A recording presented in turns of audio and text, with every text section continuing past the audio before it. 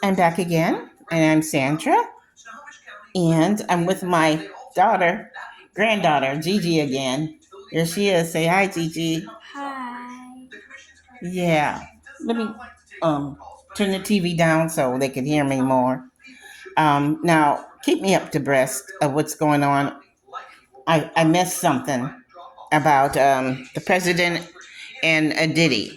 Is has the president let Diddy out free, or is he working on it? The last thing I know, he's working on it. But has he done it? It shows Diddy smiling and walking out and being cheered by a lot of people. So I know, is this something that's happened already? And if it did, Lord have mercy on him. As I said before in my other video, that we should pray for the man. Pray for him like he's your own child, gone astray. You know, I'm a person of faith. I believe that people can change if they want to, but they have to want to change. But perhaps something will come over them. The Holy Spirit will change them, and they think, because all the good things that Diddy could accomplish in life is so great and much more greater than what he has accomplished. He can accomplish so much with the skills and connections and so many good influences instead of bad influences that he has put on a lot of people and places and things. Okay. So all I can do as a mother, grandmother, and a great grandmother, and a person of faith is pray for him. Not pray that he gets 20 years. That's not going to change him. Although sometimes when people go to prison, they do change. They can change and turn to completely different people because maybe that level of existence is enough to want make them want to change. But he has a family that loves him. And okay, so there's another matter I wanted to bring up, and that is the children being in the listening to all the gory details of testimonies that people had to bring on. One of the reasons why women don't talk about it who are abused is because it's shameful, it's disgusting, or they might feel guilty. And some of these women, I guess, they could think, well, their families listening to all this, I don't want to, they don't want to hold up. It takes, first of all, it takes a lot of courage for them to come and testify of all the details that they went through and what they were forced to go through. And the children under 21, the judge should have stood up for the exposure that they would get by listening to the details, sexual details of what he's supposed to have done and did and had other people do. They didn't need to hear all that through the court. Now, they're going to hear it, understand, otherwise, and everywhere else. But the judge should have held his or her stance on the age, not under 21. I mean, because I'm at least get taken consideration. I could say not at all, but maybe that's against the law. Maybe I can't. The judge couldn't do that. And when these young people, these high school graduates, and their brothers and other members walked out, that ought to gave a sense to the judge that maybe I shouldn't even allow this to happen. So that's what makes me kind of upset with the judge, because that's his playground. He sets the rules. There are casinos that don't let people in unless they are 21 and over. Here we have a court system, which is to be the highest moral standing in the land. And the judge just lets this happen.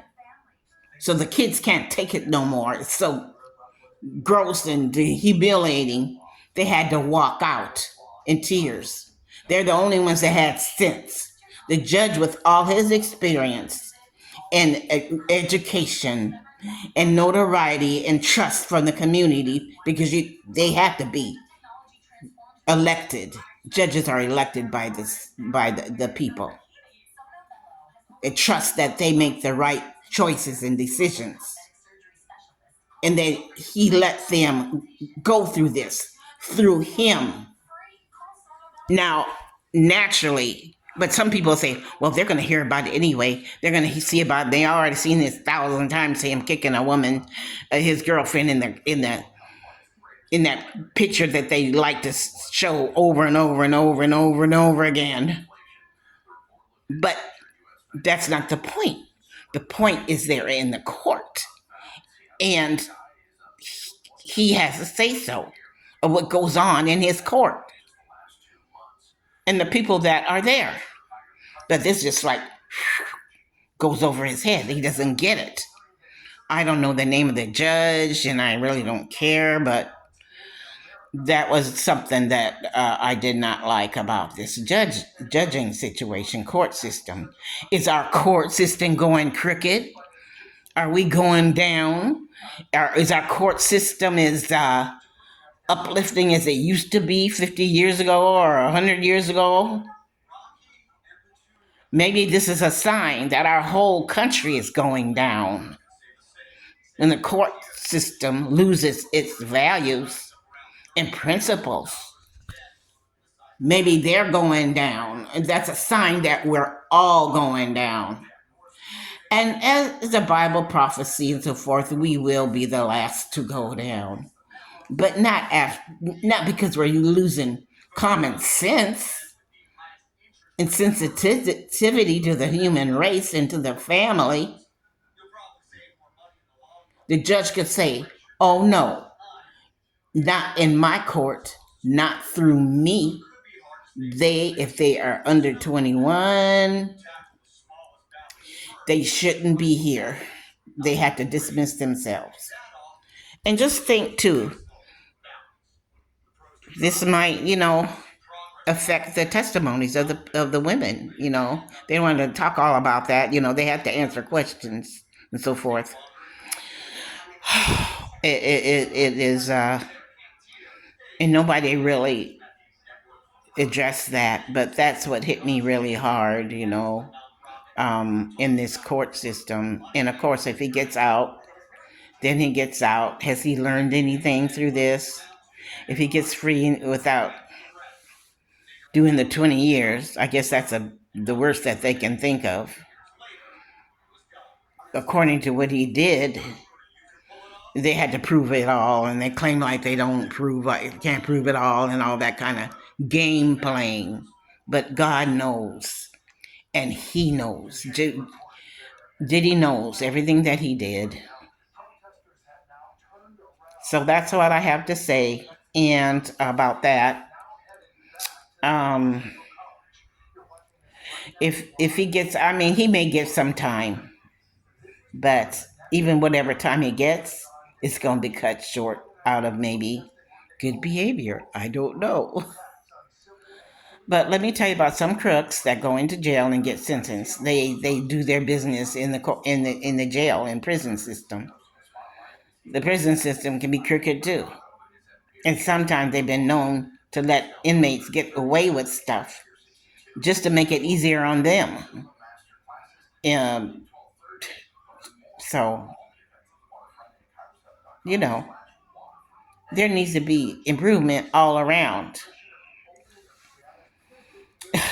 Everything that we do, God's going to hold us responsible. And those lawyers, which are crooked lawyers, God's going to hold them responsible too, because they're going to know that he's guilty, but their job is to show him that he's not.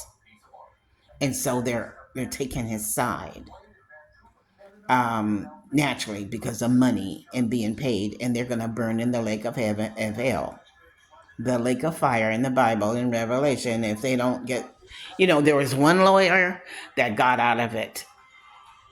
God bless him. He was Afro-American, he was black, and he got out of it. He said, "I can't handle this." And lawyers have been known to get out of situations and say, I better not handle this one. The one I can't handle this one for different reasons, and maybe because it's so obvious that the person is really guilty of these things. And we can be in denial, but there's a price for denial. There is a price to be paid. Now, oh, and another thing, they say, well, such and such a person was there, and the president was there too at one time before he was president. But now, in that he saw some of these, I'm not going to even mention what they call it. I'm not going to use that word coming out of my mouth. FO. I'm not going to even give it dignity to call it that. So he was in it too. And so, another thing, he took a lot of pictures with a lot of people.